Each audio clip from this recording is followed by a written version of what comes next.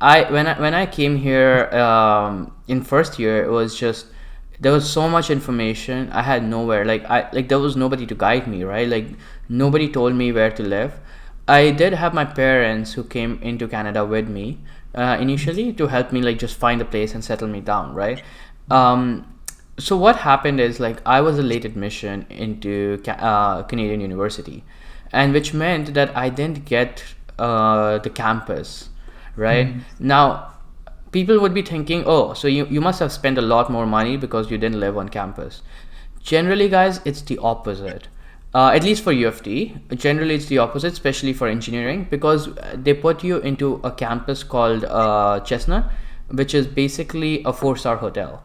Now, it doesn't. It sounds really good, and it is pretty good, like in first year. But the truth is, it's very expensive. The food is not the best, like in terms of, yeah, you do get a buffet, but like you're not gonna eat there three times a day. You just don't have the time. But also I think like you get fed up of the same food. Like the food is like very similar, and at some point like I could see like a lot of my friends not eating from the cafeteria because it was the same food every time. And yeah, people have different preferences, right? So you are like your rent already also includes food. So you pay like 24 2500 a month sometimes. And because you're paying that extra amount of money for food as well as living, now when you go out and eat, you already feel the burden of like, okay, now I'm spending twice as much money on food, right? So that's the first point, that I didn't get the campus, which meant that now I had to look for a place outside the campus accommodation. Um, and so for campus accommodation, I found like a place for myself, which was around $1,100, basically on Kijiji. It was a two-star hotel too, but it was somehow like I was lucky enough that I got a one-person place where I got someone who would come in, literally like clean my place once a week. They would change my sheets and they would like give me fresh towels, which is Yeah. incredible. Like nobody does that in downtown. Like let me just be very honest with you, that would never, almost never happen if you're coming into first year. You would probably be responsible for doing everything by yourself.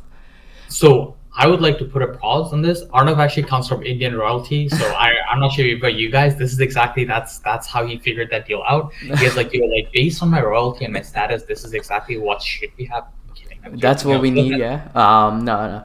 It was yeah, just, and it was I would not like to offend anyone. I also would like to say that there's nothing called an Indian royalty. Oh, well, I don't know. I wouldn't know. Maybe there is. Is there an Indian? there is, but I'm not one of them. No. Yeah, Uh, that was there are old royal families in India, but like there's no such thing as like a royalty anymore. But yeah. that's messed up. They're gonna come for me, dude. Right now, please, if you don't see me in this video, and again, I'm saying a lot of things that I should not be saying and joking around about this, but like maybe I should just stop talking. All right, continue. Well, it would be the Arnav show from the next time onwards, so that's good. Yeah, agree. But okay, but coming to the facts, like I was paying $1,100 first year, which was great. But the realities are there are some things that you don't recognize or you wouldn't realize are gonna be hard things for you to do, which you wouldn't have like taken into account. For me, for example, just doing laundry was such a hard thing to figure out initially because I'd never done it before, right? Yeah, I mean, I come from a part of privilege, but that's true. Like it was such a like, oh, you have to separate the whites from the colors. Oh my god, I didn't know that. So you would make mistakes. You would learn how to cook. I would actually get that like a tiffin service, which is basically like once a week I would go and carry this massive box of food from the restaurant to my place, which would have all the food that I need for dinners for the week. And so you realistically, it was just it would be around $50 a week, so it wasn't really bad in terms of money, but it was still a lot of effort because I had to bus there. It was pretty far away, and then you had to carry that, take it to the bus, and then you had to come back, right? And so in the cold, especially in Toronto, like if you're in the cold, that's a very hard walk. So you're gonna have those challenges, but necessarily what I mean is like I've seen my friends, they're trying to live Middletown, which is like near Claire's St. Clair in Toronto. For anyone who's seen, to save money. Um, that's an option. You can live in Midtown. You can live a little far from university. Generally, the prices are a bit more expensive. Now there are websites like I know like rentals.ca, which will give you a very general rental area. Padmapper, which will also give you like a map, and then you can actually find places. Kijiji is always decent. Facebook also posts. Facebook has their own like housing channel, so definitely Google that, like Facebook Housing Toronto or Facebook Housing Waterloo or wherever you're located, and you'll probably find like some sort of university channel. Another thing I Or would recommend is like talking to people. Like maybe talk to people who are like in university or going to university, who are domestic students. They would have gone through the same experience as you, and maybe check out our podcast.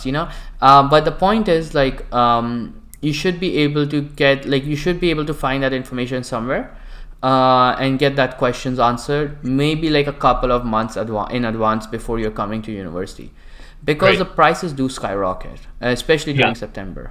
I would also like to, I think you touched upon like a really good point that I want to expand just a bit more.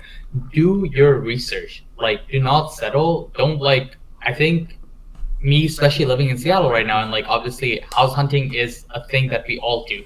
Like, I I've had so many bad experiences by finding houses and like landing on the first thing that came up was like, oh, okay, this fits into my $1,500 bucket. Okay, let's just go for it.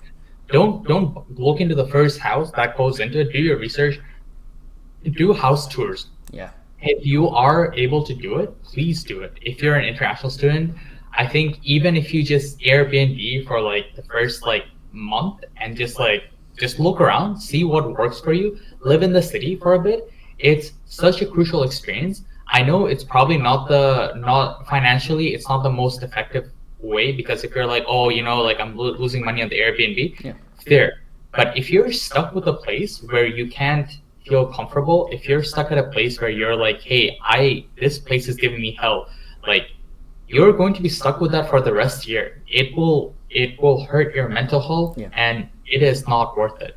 I think you spending the extra $200-300 just to like scope out where you want to stay and whatnot is so crucial. Even just for a week, like Airbnb, and then stay in the area and see how you feel about it.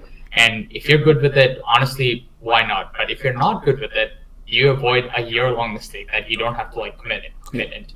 Guys, Uh, sorry, yep. to cut you off. Like I just do you have something to finish it off? No?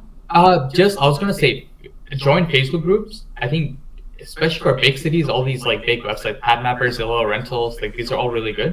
But small cities like Waterloo or Laurier, they have tons and tons of university Facebook groups. If you just search University of X housing, University of X student housing, city apartment housing on Facebook, you'll get tons of groups. Just join them and go through the posts.